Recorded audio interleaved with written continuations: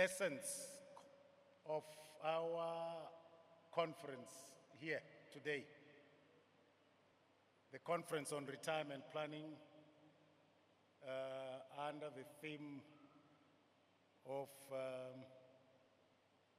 translating the insights that we have developed hitherto into tangible benefits for our target beneficiaries. Sometime in 2024, the chairpersons of public service commissions in the SADC region, Southern African Development Community region, gathered in Cape Town and agreed that it had become apparent in the context of our regional economic grouping, SADC, that we try and identify opportunities for us to give traction to the effective implementation of the Regional Indicative Strategic Development Plan of SADC. If that plan of the Regional Economic Grouping SADC was going to be given effect,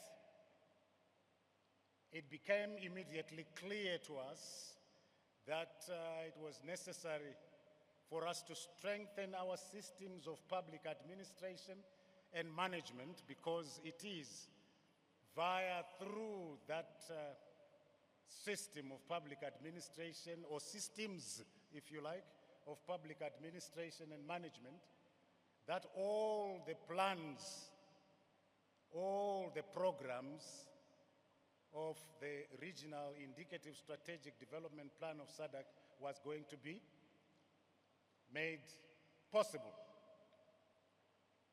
So we agreed that we had to come together and share our experiences in the area of public administration and management, and therefore mooted the idea of establishing a SADC Public Service Commissions Forum. The foundational documents in terms of the concept note justifying the establishment of this institution, and of course the legal instruments by way of a constitution required to give effect to the intentions articulated in the concept notes, have already been agreed to, and they have been shared with the SADC Secretariat. So what remains is for us to move forward and make sure that this arrangement is formalized, so as we have a SADC Public Service Commissions Forum that is integrated into the structures of and operations of SADC Secretariat itself.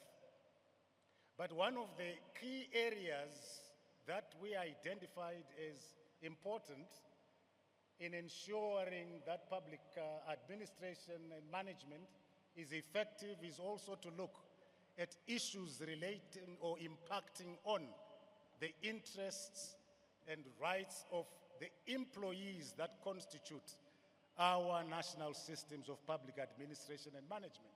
And that speaks to our employees as public service commissions.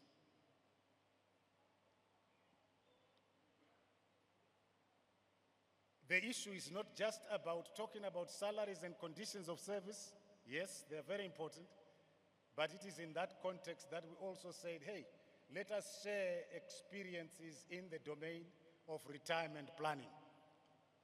So this conference could not have come at a more opportune time where regional experiences become relevant to attending to challenges in retirement planning.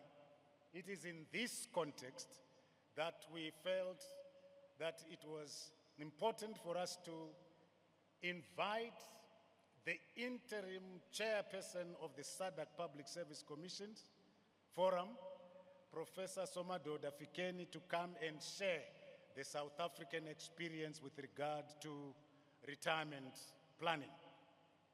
Without much ado, I would want to invite Professor Somadoda Fikeni to come forward and share his experiences from south of the Limpopo. Professor Somadoda Fikeni.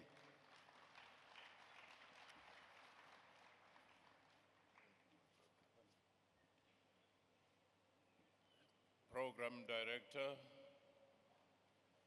my brother Vincent, the Chairperson of the Zimbabwe Public Service Commission, and the fellow commissioners. I also ride on the protocols already established in the morning, paying a special respect to the President of the Republic as represented by the Vice President who spoke earlier today. And I also greet you all, distinguished audience, in all your sector-specific public service commissions or forums, private sector partners. It is such a distinguished honor to be invited to come and speak before you. And I've noted the leader of the Confederation of Zimbabwe Public Sector Unions and all other leaders who are gathered here today. I'm happy that we're giving a full practical expression to the partnership that we started, and be sure, Dr. Hungwe, that we will be inviting you and your colleagues in some of our own events, because this is a gesture of friendship, of solidarity, of collaboration and giving through meaning to regional partnership and collaboration. The first thing I want to say, congratulations on launching such a wonderful program, which is meant to give different opportunities, repurpose public servants beyond the time of their active duty in the public service. This is a highly commendable step. We're also learning as the South African Public Service Commission. We will also share this experience with the other public service commissions of the SADC region. This demonstrates strategic foresight, because retirement and planning for retirement is nothing more than strategic foresight. What will happen in the future? How do you redeploy your workforce? How do you grow your economy by taking people to whom you have invested so much in order to make them active participants in the economy itself? In essence, this is not retirement as we know it. Once you have a workshop of this nature, it is the retirement in terms of the retreading of tires so that they can run again. That is exactly what it is. When you retire or you retread a tire that has been moving, you give it a new life so that it can run again. So this innovative intervention is really a beautiful step that gives purpose, that gives hope, that gives new meaning and opportunities to people who otherwise had this feeling that we are in our sunset clause. Now you are actually bringing back some energy and something they look beyond. The second point I want to make, you may think that the challenge of what happens after people retire is our challenge as Africans. The aging population in Asia, in Europe, in North America, they are grappling with the same challenge. And it is a policy agenda item, as you saw in France last year when there were battles around the age of retirement. As you saw in Japan and elsewhere where they are dealing with the wage bill, what to do with people who are living longer, but they have not innovated on what is to be done when they retire. So in a sense, you are one step ahead in reimagining a future that can be a future that will be, and a future in which people are not discarded after decades of working for government. I'm here to share some experiences and also highlight a few things that I think we need to reflect on. The South African experience. And I've tried to simplify it so that we don't get into all the laws and many other things which are there. The first one, in South Africa, once you are a government employee, there are certain laws which manage your contribution to your retirement fund. And there are agencies that were created to receive those funds and to manage them, just like your government employment, fund. And those agents have one thing and one thing only: to keep this money, invest it to a certain limited extent, but not get into highly risky investments, so that it can be retained no matter what volatilities are there. And your contribution to this retirement fund is matched by government contribution, which matches what you are contributing. The longer you stay in government, the bigger is your investment. And if you retire early, our revenue services, SARS, is going to take a lot from you, because they know that once you run out of money, you are going to come back to government looking for assistance. So that in itself, it is punitive when you want to claim your funds early, when you want to retire early, because people are encouraged to stay longer, invest longer, and then take at 65, which is our retirement age. In other sectors, it is actually 60 years. And I'm sure many people who hear what Zimbabwe has done in terms of adjusting the retirement age will be encouraged and see possibilities of adjusting. But once the fund is given into a retirement fund, they are no longer within the government budget as such, as a way of insulating them.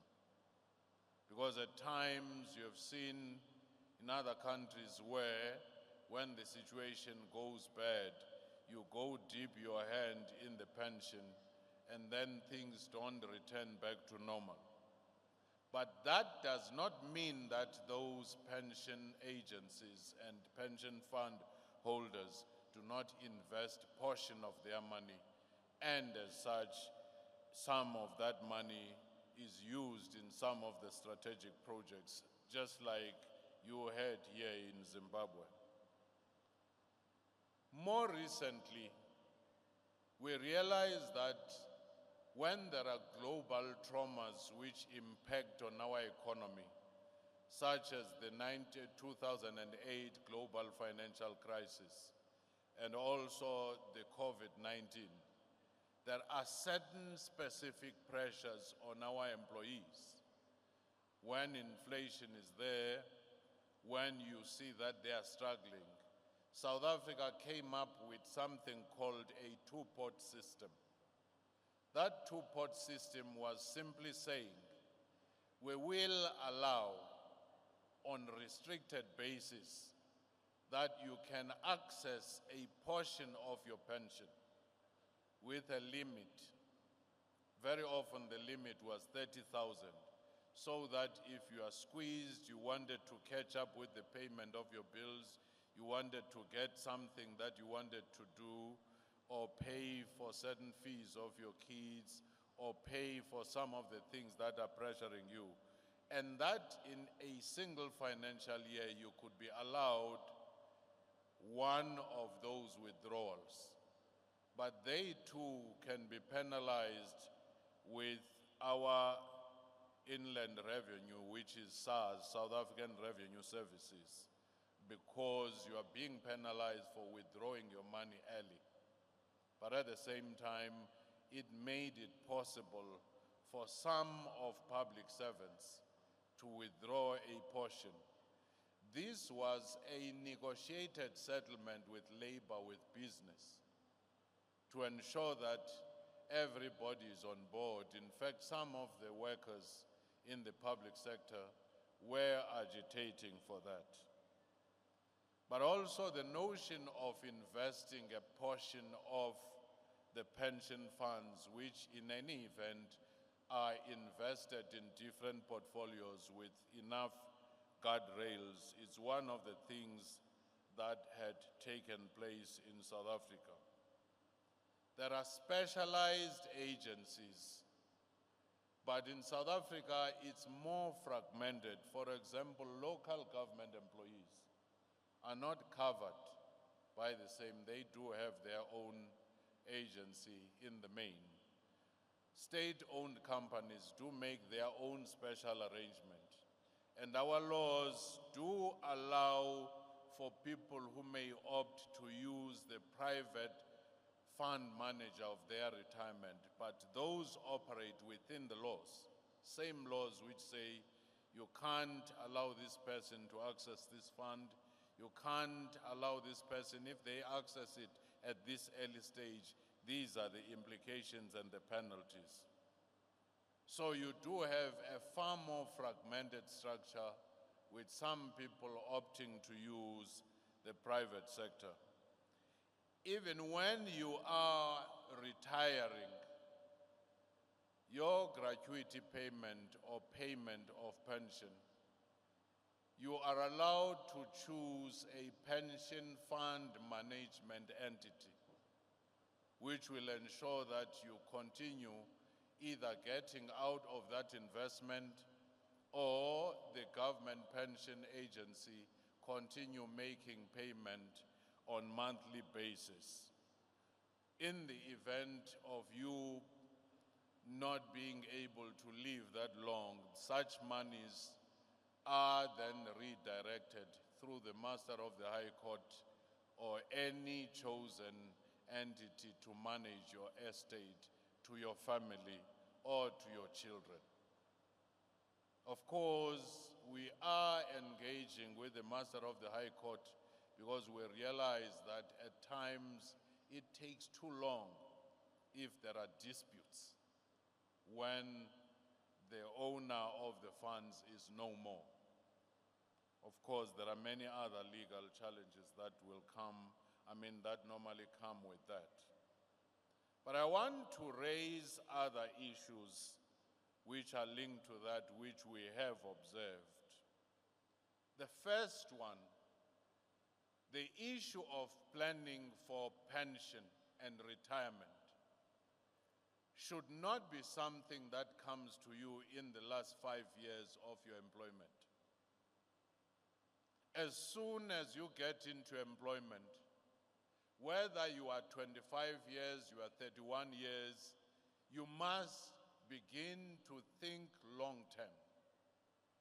Because the biggest problem that we've seen are the pressures of people wanting to build that big house with pension funds or the pension payouts, wanting to start that business.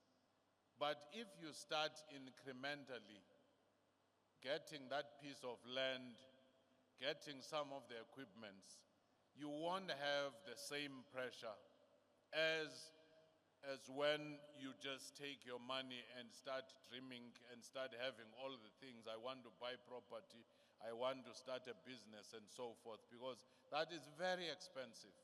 It can wipe out your funds. So start planning for the future as early as 25, 30, 35, 40. Start working towards securing your bond and completing it whilst you are still working, rather than trying to complete the payments with your pension funds. So that's one thing, and I was very happy when the chairperson of Zimbabwe Public Service Commission said how you are invited here. They are targeting different age cohorts to make sure that it's not people who are near the boarding gates of their working life. It's for everyone as part of planning. The second thing that you should do, if you have competence and skill that you have acquired in your workspace, or there are certain opportunities to train you, even if you were working as an accountant, if there is an opportunity to do other things, photography, there is a bursary to do this, hone your skills, because they will come out handy when you retire. Don't just stick to one portfolio. Myself, whilst trained elsewhere chairperson, when there was an opportunity in one of my organizations to go to the College of Photography, I went there. When there was an opportunity to go and do the drone photography, I went there. Because those things will come out handy. No skill should be underestimated. No competence should be underestimated, because that might be your lifeline when you have left your line of duty. The other thing is the partnership with the private sector. That is crucial. And the partnership with some of the agencies, such as your medical schemes agencies, even if they are government. Do you know that the greatest threat to the funds that you are accumulating is to get to age 65 or 70, only to have serious chronic sicknesses? And all of a sudden, you're spending 90% of your money just trying to get that dialysis, that cancer treatment, that diabetes, that other problem that you have. So if the private sector partner of medical schemes which are covering you start investing in your wellness, in your fitness, in early stages of your life, it saves your health. It also saves them money, because they've discovered that they are spending more money on chronic medication and treatment than simply helping subsidize that person to go to a gym, subsidize that person to be part of a wellness program, such that by the time you retire, you are still fit and proper to do other things and have a meaningful life. So that in itself, I think, is very much important. In this era, which social scientists have called the VUCA moment, volatile, uncertain, complex, and ambiguous, all happening simultaneously, you could have a financial crisis You could have inflation. You could have things that impact on your currency. As it is right now, the trade wars that are taking place, the tariffs, the wars in some of the key regions, those in the long run who are exposed to the global economies may impact on that. So people who are managing retirement and pension funds should have some of the people with strategic foresight in projecting, in focusing on scenarios, in forecasting, in policy modeling. Should A happen, what will happen? Should B happen, what will happen to the fund? You can no longer work on the basis of what happened yesterday, because there are these mega trends happening around the world, whether it's climate change, global warming, and frequency of disasters. What is a disaster-proof plan? What is the risk analysis you do? How do you handle that data, the big data, to analyze? You do have geopolitical tensions and conflicts. How will they affect our regions in the long run? The tariffs, as I've already mentioned. You also have the issue of AI-driven technological revolution. How do pension funds, retirement funds, and all other planning that we're doing today benefit from that particular space?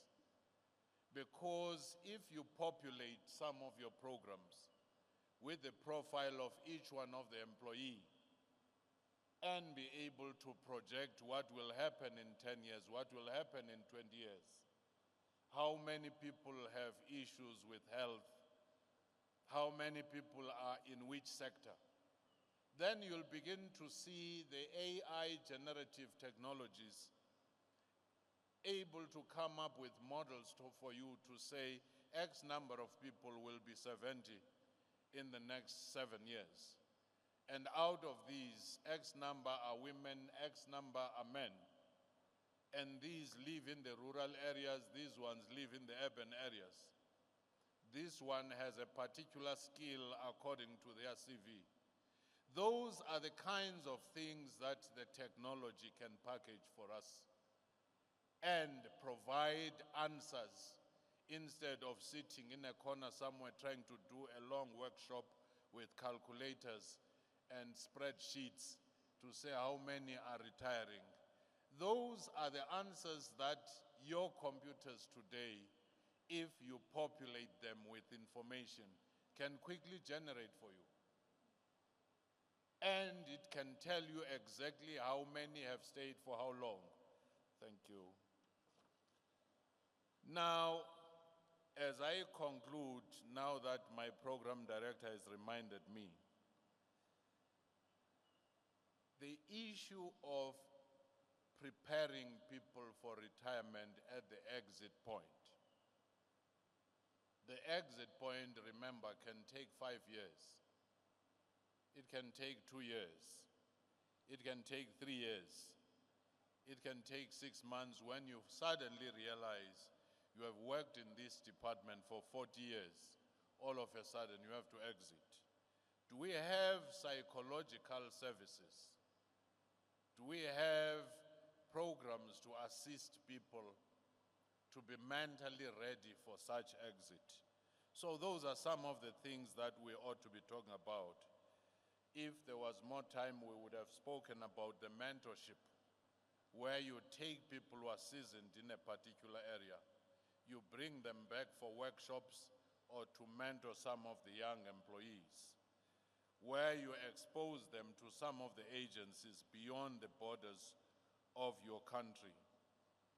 And also, we can talk about the issue of how you partner with specific sectors which can absorb people and how they also get involved in volunteer work in their communities, but give them capacity to do so.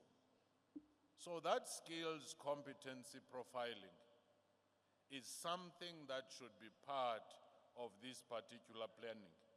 But that can't be done by government alone, by the Public Service Commission alone.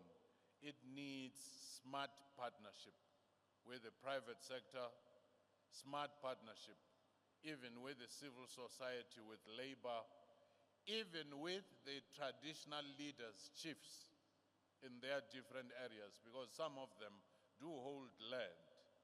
And you begin to say, this person has been working in this particular department. They have this particular skill. So I think I'll just stop there for now. If any other engagements, I'll engage when the questions are asked. Thank you.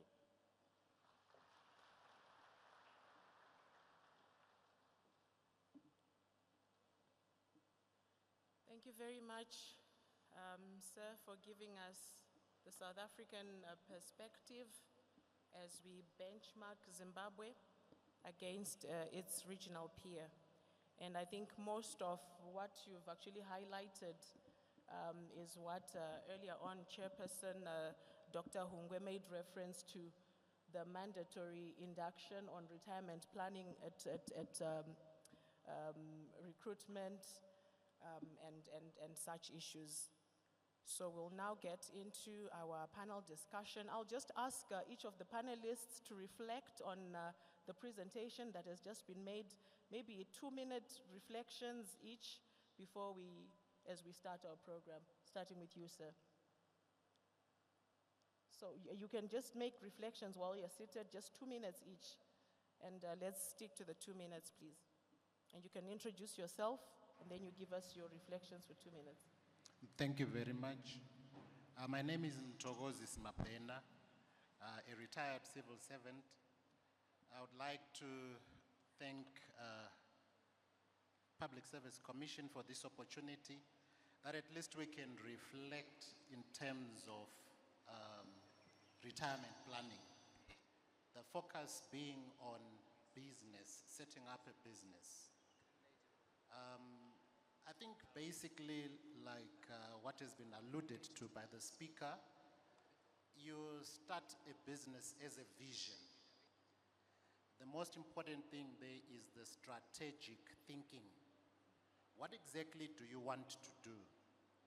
As a former security guard in government, upon 1999, when our posts were abolished, we were given just a few weeks training on how to start businesses. And this was basically strategic thinking. You know, I look at government as a hen that lays the eggs and then sit on the eggs until they're hatched.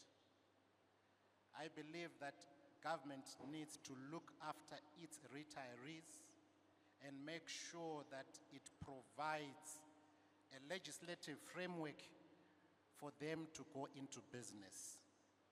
Yes, we can talk about making sure that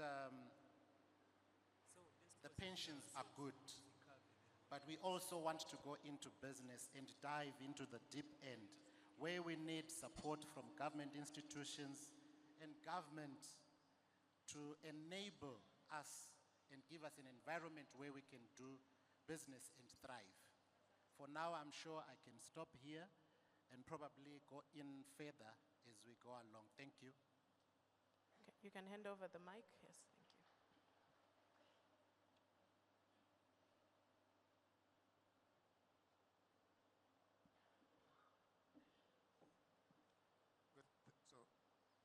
Good afternoon, ladies and gentlemen.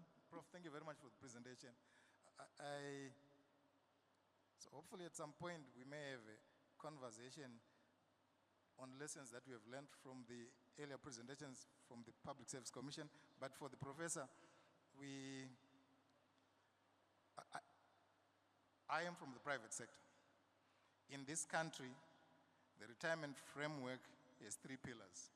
One is National Social Security Authority pension. Then the second one is private occupational pension schemes. The third one is personal pension savings. Now, these last 2 pillars in this country were destroyed by hyperinflation in 2008. And you're a professor, so you read widely. You would have looked at experience in other countries. What advice would you give to Zimbabwe, the government itself, but also to the private sector? How can we go about helping those that from 2008 have no pension because it was destroyed? And that includes those who were 5 years to retirement, so that was destroyed too. What advice would you give to us in terms of how we can prioritize them, how to put together, mobilize the resources to be able to support them going forward? Thank you. All right, so I'll ask Prof. Fikeni to respond at the end of our session, but I just wanted to hear your reflections and not questions at this stage. So, sir, you can go ahead, you introduce yourself and you give us your reflections. So, Salbonan Magadi, my name is Sebastian Zuze. I'm a retiree. I retired at 46. I'm now 52, so about 6 years experience. On your profile, you would have seen that they've said I'm a retirement expert. And I think if you're an expert for a subject which is not taught in universities, I'm a chemical engineer by training, so I was not trained on retirement. So when people say you are a retirement expert, you then feel compelled to justify that. I lost my father due to retirement. And at that point, some of you have worked with you as a director of one of the top Zimbabwean certification bodies. I have dedicated my life, the last part of my life, to be teaching, raising awareness on retirement. So that the things I want to share with you, just one or two reflecting on Prof's presentation, is based on my experience living this, seeing my father, the struggle he went through, seeing ourselves as a family, what we went through. So the first thing, ladies and gentlemen, is the involvement of family. The involvement of family, particularly spouses, the women. The women. Actually, I would like to submit that we must have a spouses masterclass. The program that I run is a spouses masterclass, where we bring in the spouses.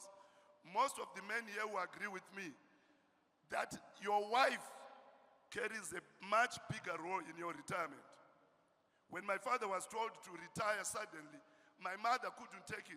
She kept pushing him. And I saw the mental issues he went through because of that lack of support. So that's one. The second thing, the last point I want to make for now, is the issue of holistically defining retirement. Retirement is not just about finance. In fact, the non-financial aspects of retirement planning are the most deadly.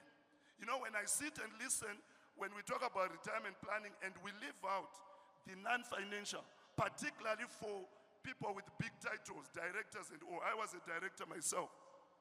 The issue of loss of identity, the issue of loss of relationships, loss of purpose, loss of power of influence. You need to prepare now. These are things you don't have to address when you are in retirement. The last point, Madam Chair, is also to say, retirement is happening now. The issue is not when we say in retirement, you need to understand what we are saying. There are things you are supposed to be doing now. Now you are supposed to be playing your retirement game. Retirement is not something you play when you leave the gate and they say, now go home. So I intentionally retired so that I can focus on the next phase. So I'm very useful. I'm with you here. Because I've repurposed. I don't believe in retirement. I believe in repurposing. I used to be a chemical engineer. Now I've repurposed. So just to put that. All right, thank you very much, sir.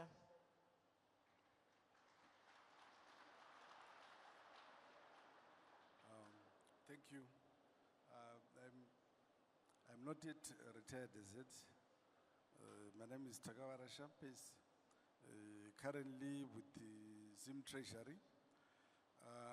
My initial reaction to the South African experience is that I noted quite a number of issues. I think they're quite a lot. But one thing which struck me is that in terms of time, I heard before that you need to do a retirement planning initially when you start work, or the last 5 years. But I've been advised from the current experience that we need you, at any one point in time when you are working, you need to acquire at least new skills. You need to have something which you can carry on post your current work environment, so that it helps you later on. But it should be something which you are passionate about, something which is of interest. One thing which I also picked from the South African experience is that we need to be up to date in terms of technology. Let's use AI skills. Let's use forecasting skills. Let's use global scenario planning or disaster planning, just to prepare our members on what can happen if things go the other way. If there are challenges in terms of economic stability, what will happen? What will our members be able to do or to survive on? I think on that one, I really picked quite a lot. The other third item, which I picked from the presentation, was that we need to have proper psychological programs to prepare our members, and not just that note on the pay slip to say you have 6 months to go and stuff like that. I think we need to accompany that note with proper psychological support, psychosocial support, even from the family setting, even from the environment in which the person is coming from, be it the workplace, the home, the community, even the rural areas. We all need that kind of support structures. I thank you. Thank you, sir. We'll have gentlemen, yes.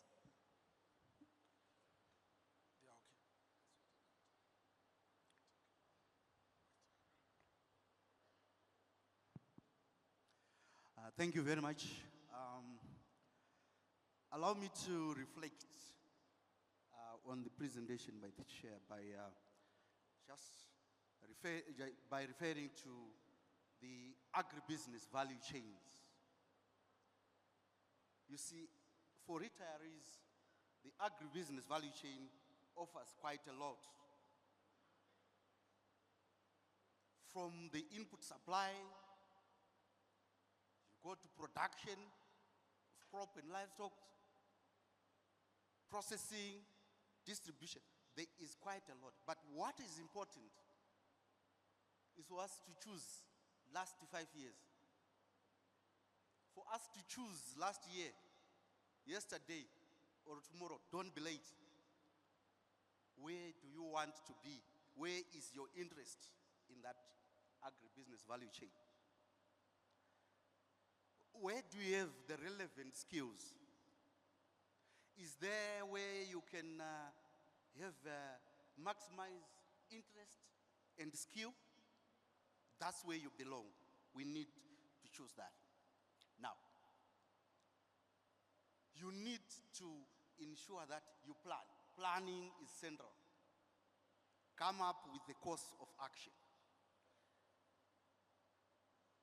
So the plan, the business plan that you come up with is not the end. What is more important is to transform that business plan into the livelihood of the retiree, your family, and most importantly, the economy. And this is where I would like to share some of the strategies that we think you can move from the retirement planning or the retirement plans to action. So you need to mobilize, first of all, adequate support network, be it financial, be it inputs, skills. That is key. You need to start small, grow, and diversify your income streams. You need to leverage, I think this has been emphasized, you need to leverage on the technology and innovations around us, online platforms. We need to take advantage of that. Continuous learning.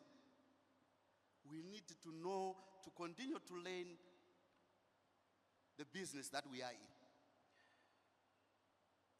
And most importantly, which is my last point, you need to understand the money-making model of the business that you've gone into.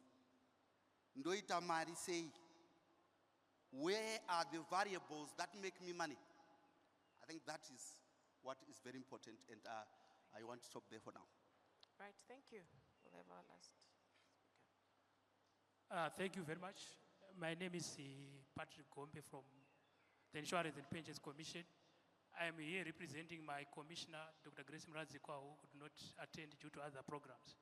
But in terms of reflections, I think, like my other colleagues have said, what is at the core of pension servicing is planning, your individual planning in terms of how you want to live post-retirement. You need to project how much capital or how much resources you have in your retirement. We talk about replacement ratio, where it's a ratio that shows you how much of your current income you have in retirement. And you will see that most of the people, or most of the gaps that we see in terms of pension funds, is that the replacement ratios are very, very, very low, such that there is a drastic change in terms of lifestyle. A year before retirement, people are living large, but after retirement, because you have not saved enough for your retirement, there's a drastic change in terms of lifestyle. Then I think what also I have took from the presentation by our colleague from South Africa is the public and private partnerships, where we have 4 pillars of pension servicing. The first pillar being the social assistance by government, where the government gives people that have not saved for retirement after they've identified the need. Then the second pillar being the mandatory one, which is NASA, and the private, which are the occupational pension funds, the voluntary. So you need to, even if you are in a public service, like a police officer, or you need also to save outside the public service fund. Thank you. All right, thank you very much. But I'll ask you, Mr. Zuze, as a retirement expert, what are the benefits of government reviewing the age of retirement upwards to 70? And how does it benefit the pensioner and government in your view? So, thank you very much. So, the world over, it's important to understand it's not just the government of Zimbabwe. The world over, even South Africa, they've reviewed the retirement age upwards. And so the question is, what really is at play here? What factors? How do you respond to that? What are the benefits? The first thing is that if an organization does not have a retirement planning programs, the major impact is that the issue of sustainability. You know, I see a lot of people talk about sustainability. In other words, ESG, now they're calling it environmental, social governance. When a government might increase the retirement age to ensure sustainability, if you listen to the government of Zimbabwe, it actually said we want to make sure we don't lose skills. Because if we lose skills, if a lot of people retire earlier, we lose skills. Once we lose skills, it compromises the sustainability of operations. So we need, I've heard some people say, pera. That is not true. You actually are useful, so we need the skills. The second thing is the issue of preparedness. You know, an employer must have a human face. The government of Zimbabwe also saw that a lot of people were not prepared for retirement. I am teaching this across the mining sectors and other sectors. 1 out of 10 people are properly prepared to retire. Even the president, represented by VP, said it. Very few are prepared. So the benefit to you who has been extended is that it gives you more time to prepare. That is if you prepare. It gives you more time to prepare That is if you prepare. The organization, it gives you more time to talk about skills retention. I want to finish by telling you the 3 things you use. Should you extend? Some of you are happy, I should extend, I should not extend. It's your personal decision. What are the 3 things? You need to balance these 3 things. Your time, your health, and your financial preparedness. Let me say it again. Your time, we are not on this earth forever. So when you are employed, you are selling your time. There's a trade-off with time. Your health, a lot of directors with mental issues. I'm not saying those in the public service, but when I was, because the jobs are hard hitting. Then also, do you have the time, do you have the money? So balance it out, but it does help you if you have a strategy. It does help you when there's an extension. All right, thank you very much. And coming to you, Mr. Takavarasha, as we have heard that the State Services Pension Fund Bill is before Parliament, which, among other things, seeks to establish a fund to ensure that our retirees have a decent living through payment of gratuities and other benefits.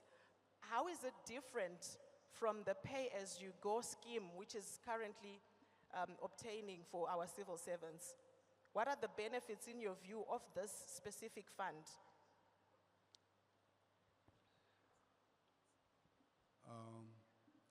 Thank you very much for your question.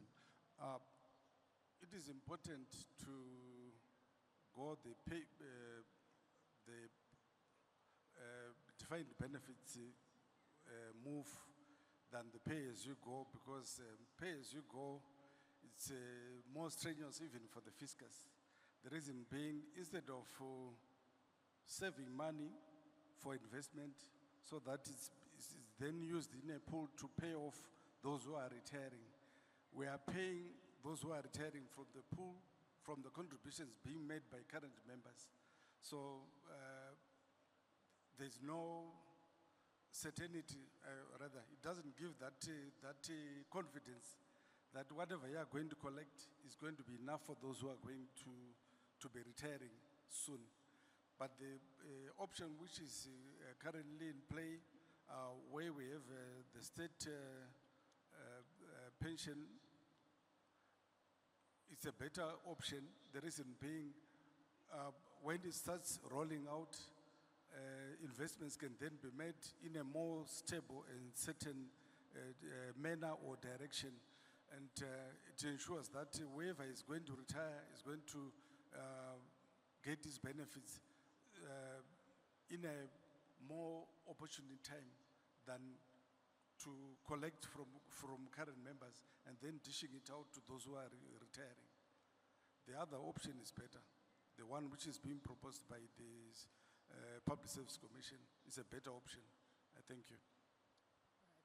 And lastly, for the Insurance and Pensions Commission, Mr. Gombe, what have you done as IPAC to accommodate or comply with issues raised in the Justice Smith report, where the regulatory authority was accused of failing to intervene in order to correct market failures and guide the industry, which resulted in the industry failing to institute financially sound systems and procedures?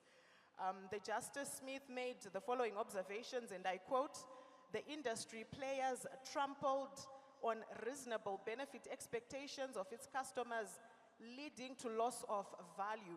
Poor corporate governance, arbitrary benefit calculations, and shambolic record keeping and unsustainable expense ratios, among other ills, became prevalent in the industry, with policyholders and pension fund members bearing the brunt of such excesses." What has been done by IPAC to correct some of these observations? All right, thank you, Linda. So the Commission of Inquiry, the Justice Smith one, raised a number of issues about the industry, the insurance and pensions industry. I will do them as buckets of those issues. The first issue that was raised by the Justice Commission was the capacity of the Commission itself. They highlighted that the Commission didn't have the right skills for them to regulate the insurance industry and the pensions industry. So what we have done, if you look at the transition that we have gone through as IPAC from the time of the Commission of Inquiry report up to now, we have now employed actuaries, which was one of the skills that was mentioned by the Commission of Inquiry as lacking in the Commission so that they can adequately regulate the industry. We have also now recruited accounting professionals that have qualified, which was a situation that was not prevalent at the time of the Commission of Inquiry. That has been addressed in terms of the structure of the Commission, the skills gaps that were observed by the Justice Smith Commission.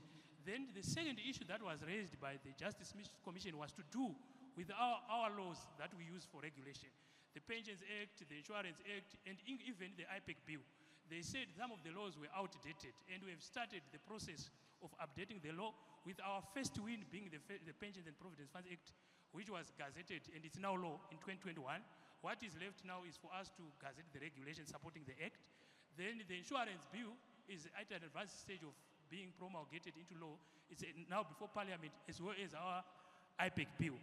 Then in terms of the other issues that you have raised, they actually hang around the governance of pension funds, around expenses, data keeping, the issues that we observed that the data was not being kept in a very good state, or there were serious data gaps which would compromise benefit payments.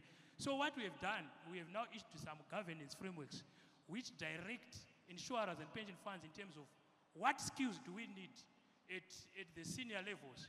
Those that are mandated to run the fund, what are the certain skills that we require for them to be qualified as managers of that pension fund.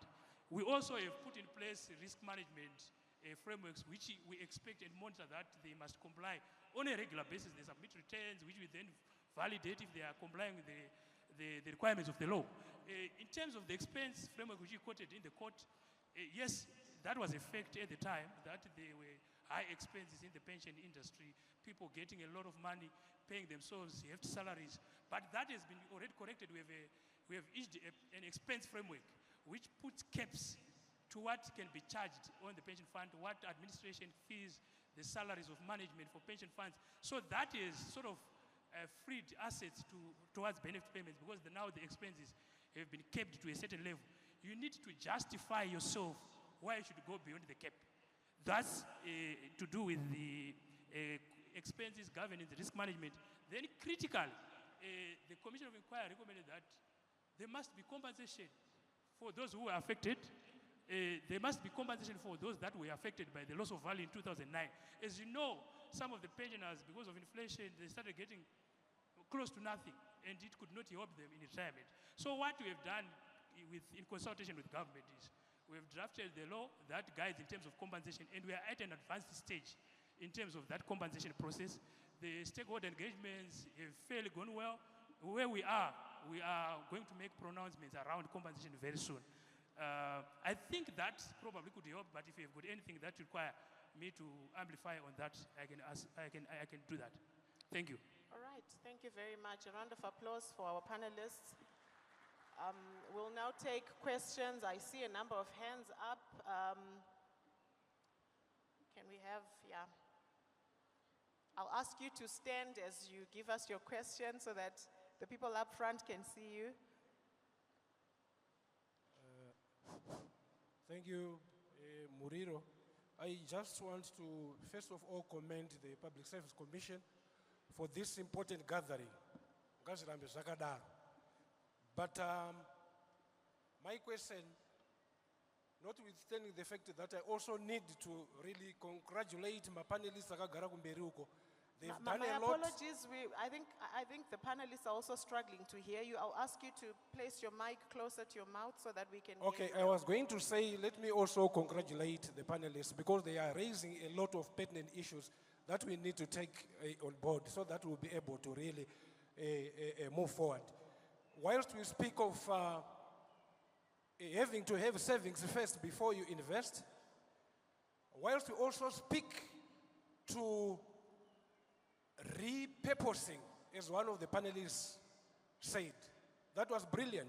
But the first question that we need to ask ourselves is, what are we doing as Public Service Commission to our servants, to our employees, to enable us to remain with sustainable disposable income so that we will really be prepared for repurposing tomorrow? Thank you.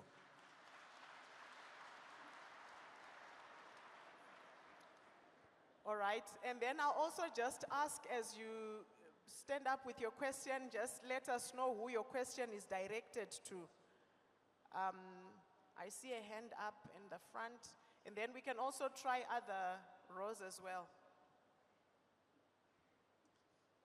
Thank you. My name is Virginia Mwanigwa, Zimbabwe Gender Commission, and congratulating Public Service Commission for this very timely intervention of getting us to reflect on retirement. However, I would not be from the Zimbabwe Gender Commission if I also do not raise a concern that for the panel in front of us now, we have benefited from reflections from only one side of the civil servants, the public servants that work in Zimbabwe. I'm sure we could also have had some women being part of this panel and sharing our reflections on this issue. Having said that, I won't just complain, I will then go on to reflect. And in terms of the reflections, we have had, yes, it's not just about financial, being ready financially, being organized financially, or being able financially to move into retirement. But the issues of context, and this is to the Public Service Commission, the issues of ensuring that the context we have around doing business, around starting up whatever initiatives we are starting up is important. Because you then have all these ideas for us to be ready to go into retirement. We will start some initiatives, but they will not survive because the ease of doing business is not there. The cost of compliance with being in business, once you're outside of formal employment, is also very restrictive. The taxes are quite high, and the issue of valuing of producer prices, because a lot of us always think we want to go and do farming, but when we do the farming, are we able to sell our crops at the kind of prices that will make us continue in business having retired? And then the absolute last thing, Linda, I can see you're getting restive. We've also talked about, and I'm happy that in the morning, Madam Alexander mentioned or gave us a dramatization of retirement. And she mentioned the issue of children or relations as a form of support when we go into retirement. And yes, part of the advice we are being given is not to look at children as our retirement. But having said that, from a gender perspective, we have also found that the relations we have in our families, with our families, also start to affect what happens when we are then not, you said director, the director, you have lost your identity as a director, you have lost your identity as a CEO. So we have actually had men complaining, and I'm sorry if people are going to be unhappy, but I have to say it that way. We have had men complaining that a lot of the times in our older years, the children will side with the mothers and they do not side with the fathers. And I haven't done research, I haven't seen research, but I want to believe that this actually comes from, is there a relationship with the children at the time that you're still working? Or you are just there as a parent, but there is no investment in relationships. It's just a theory I have. Thank you. Thank you. Thank you, Madam Wanigwa. We knew that you would be there to balance out the views on our panel, so thank you for your contribution. Can we have a question from this row? I see a couple of hands up. I'm not sure how close our microphones are. Yes, you can go ahead.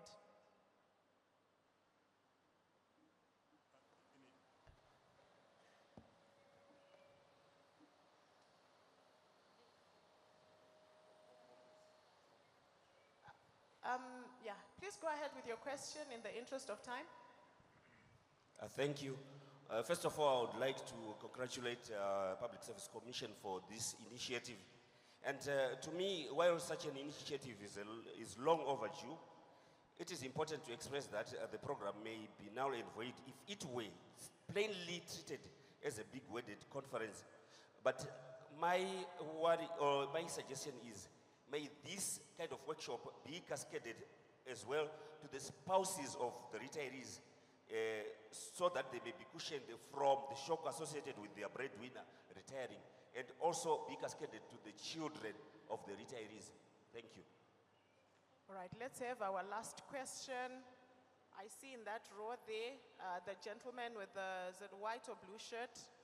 Just to balance out our rows. Yes.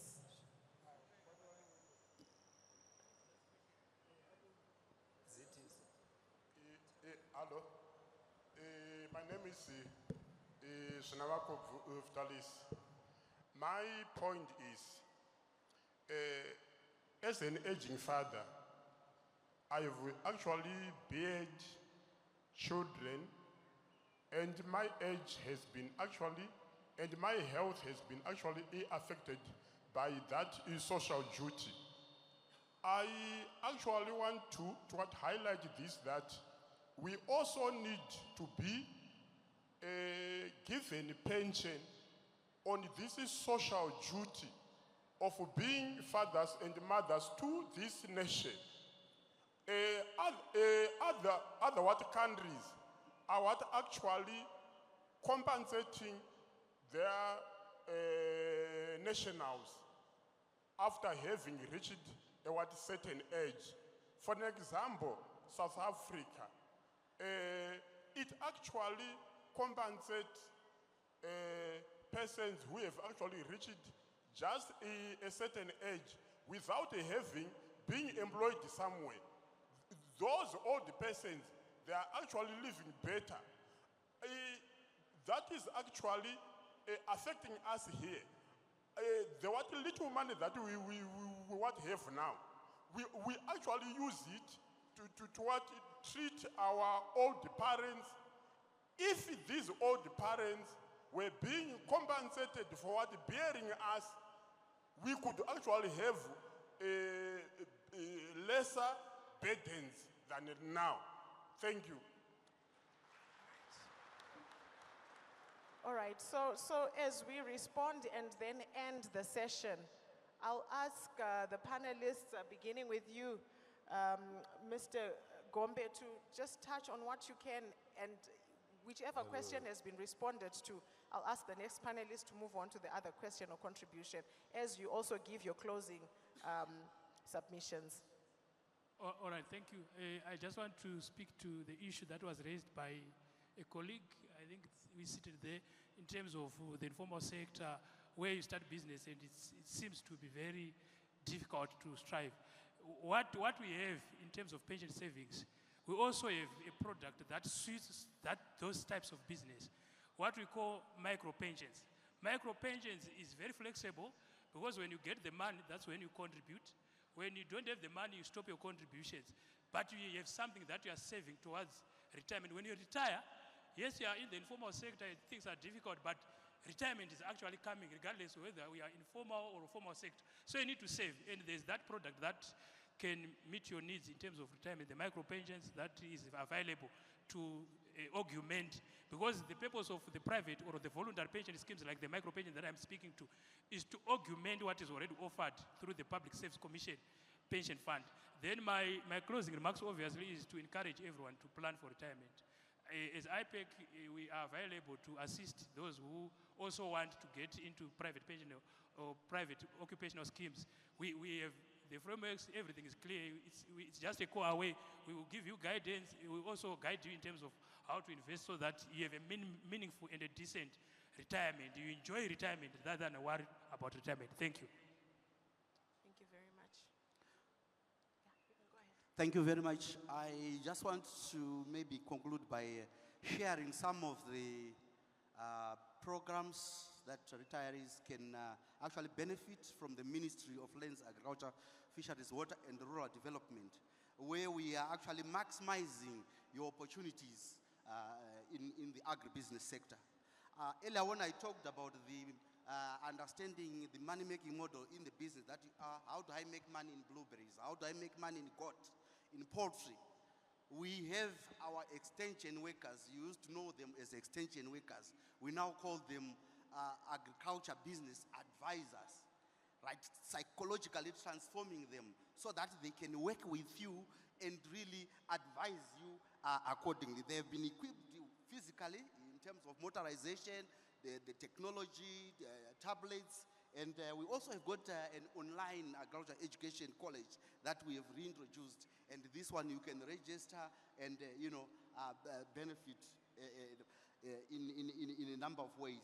Then we have, if Vision 2030 fails to get you while you are still in service, we'll get you with the productive sector investment program, which is the conservation agriculture, which is a vulnerable program where you can benefit from inputs and you can produce very well. We have got programs that will benefit you with mechanization equipment. You can approach CBZ, you approach AgriBank, you can benefit from mechanization and tillage equipment that will help you to improve production and productivity.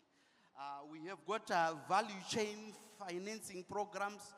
We've got the smallholder agriculture cluster project, the horticulture enterprise enhancement project. These are value chain financing which benefit farmers as groups, agriculture production groups, but also small to medium enterprises as off-takers. So these are important programs that you can benefit from. In the interest of time, I will ask our delegates to visit the ministry stand, and they can always reach out to you for further information. But thank you very much. I'll come to Mr. Takabarasha, and then we'll finish with Prof. Fikeni. But I'll ask Mr. Takabarasha to give us to respond and your closing submissions.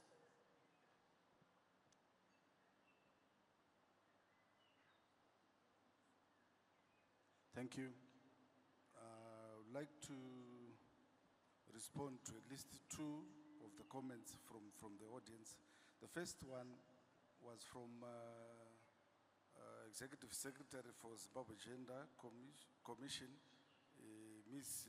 Muwanigwa, where she spoke of the need to assist in terms of doing business. As you might be aware, my ministry has been working particularly to do with addressing such constraints in the industry to enable everybody to be empowered. So we're working very closely sector by sector to address such issues which you have raised, where you are indicating that it's costly to do business in various sectors. We're addressing those issues progressively. My other comment is on the very last speaker who spoke of the need to be compensated somehow. Maybe I would twist it a little bit to say, from the Treasury perspective, what we are doing is like what the chairman has indicated in his address. We are supporting the indexation of the pension salaries, or pension allowances, because those allowances are being provided at the same time as we are matching whatever is happening on the cost of living adjustments of the serving members. So in that way, we expect, or we hope that it will assist in a little way to ensure that the aged members are also compensated somehow. As for the legislation, I suppose there will be need to legislate for the South African example if deemed suitable or sustainable. And lastly, my comment is rather my final contribution is that Treasury stands ready to assist, or rather to align ourselves to the establishment of the State Pension Fund as it evolves. As we are currently doing the pay-as-you-go scheme, we are also ready to assist with the more sustainable pension scheme which is being proposed. I thank you. Right. Mr. Zuze, as briefly as you can. Okay. So, ladies and gentlemen, to motivate ourselves, retirement has a generational impact. So my points are: number one, understand your retirement has an impact on your grandchild. So let's take it serious. Number two, please, each organization must have a strategy that talks about retirement. If I had time I was going to audit, I used to be an auditor. I was going to audit how many of our organizations here have retirement as an objective in your strategy. Please make sure in your strategy document you have retirement with the retirement targets and objectives. Number 3, schools. The VP said it. Schools, please let's correct this thing that we are not teaching retirement from university. The principle is cradle to grave. The principle is teach me how to go up, but teach me how to come down. How can you teach me continuous professional development and not teach me how to come down?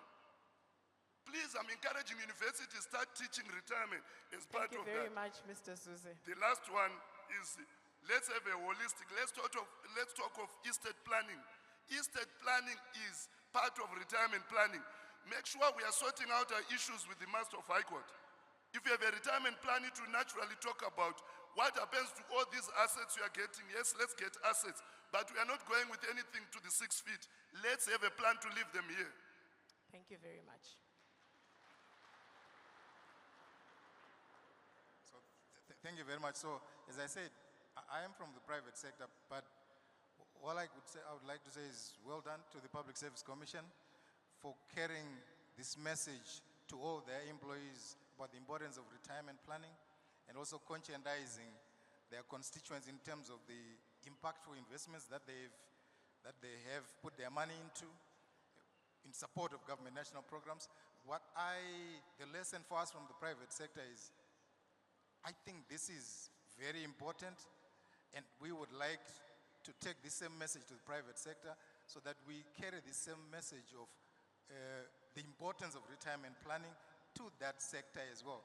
Then the last point that I have is a concern, and I take advantage that there are government officials in the room. 2 pieces of statistics.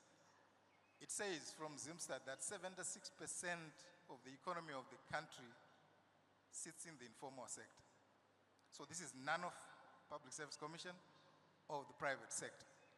86% of people employed in the country are sitting in the informal sector. I think we need to find solutions or ways to engage with that particular part of the country, because without them, that's negatively impacting the growth of the economy itself.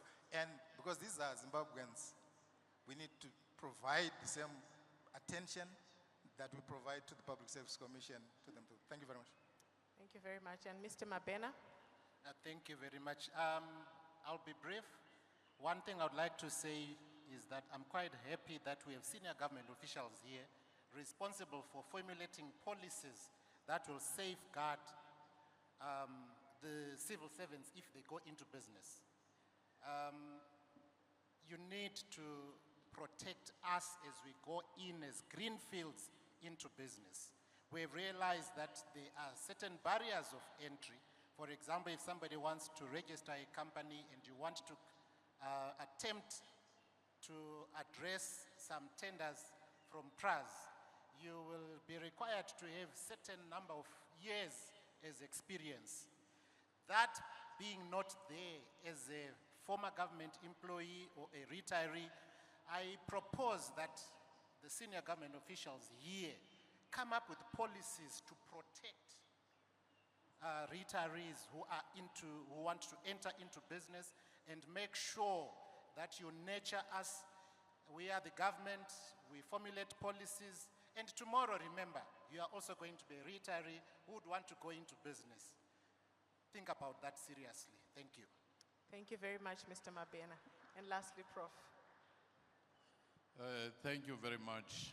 You must have heard throughout the day the word planning. And there is a say which says, if you are failing to plan, you are no different from a person who is planning to fail. One very important takeaway from the respondents: holistic planning. Especially that part where your family must be involved. Start talking with your family 10 years in advance. What will you do? and get your will in place, because the nice thing about your will being in place, it forces you to know how much assets you have, which plot is in which village, which car is in which condition, that trailer you had forgotten, everything, it gives you a sense. Then the other thing is plan for the unexpected tragedies that can come along the way. And have scenarios to say, what will I do? Service your debt. On the issue of the persons who were affected when there was an economic trauma in the country and some had to retire early, some their pension was small and so forth, I think if they come together and they persuade those in power to say, we do have this suggestion, this plan, if there are opportunities of training, opportunities of assistance, please do consider us. I think that in itself, I think, can also be taken up. And the last point I want to make, the trauma of losing power, influence, identity. We must always accept as persons, and this should be in our wellness programs and training, that we will not always be in the positions that we occupy. There will come a time when you are not even invited into a gala dinner. Some of the positions we occupy are more like that story of a styrofoam cup. When the Secretary of Defense in the US said, only last year I was being ushered in, I was flown in, there was a special coffee machine, and there was everyone ready to receive me. Now I come a year later, there is no car to fetch me, there is no coffee machine, they give me a styrofoam cup. So our focus should always be on the coffee itself rather than the content of the coffee. And we must know, whether it's through natural attrition, aging, or anything, that all the glory that we have and the titles that we carry will come and go. But the essence of your character and personality and the social and soft skills you have, it's what is going to outlast all those. Thank you.